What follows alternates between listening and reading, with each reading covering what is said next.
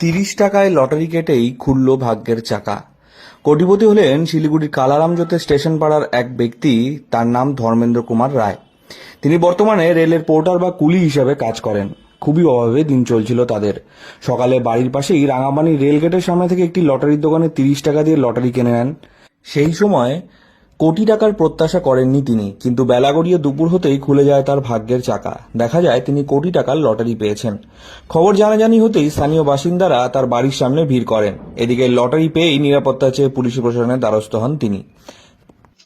5 series में हमको खबर दिया लॉटरी वाला कि 1 करोड़ हुआ। हम चुपचाप आ गए घर में जलाए हैं, सब जाना है तो सब आया है। तो आप काम क्या करते हैं? रेकपन में करते हैं। हाँ हाँ सर। तो अभी ये जो आपको 1 कोटी मिला, अभी ये से क्या करेंगे ये पैसे? क्या करेंगे, घर उर बनाएंगे, बच्चा उच्चा का भविष्य देखेंगे और क्या करेंगे। कैसा लग रहा है अभी धक धक लग रहा है मन में। क्यों?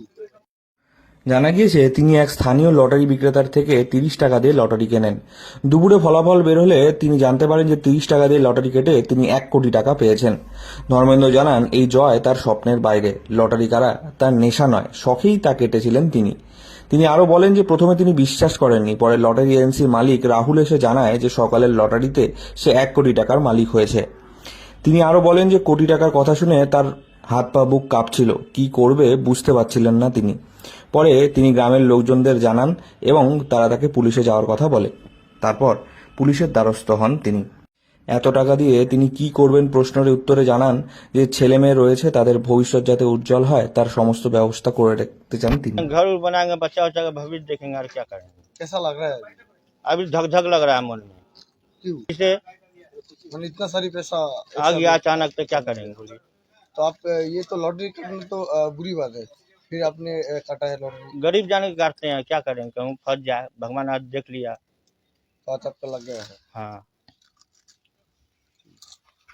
এদিকে তাকে দেখার জন্য প্রতিবেশীদের আনাগোনা বেড়েছে বাড়িতে। অনেকেই কৌতূহলবশত তাকে দেখতে আসছেন। বাড়িতে লোকের আনাগোনা এই পরিস্থিতিতে যে কোনো অঘটনের ঘটনা এড়াতে তিনি তড়িঘড়ি থানায় দৌড়েছেন।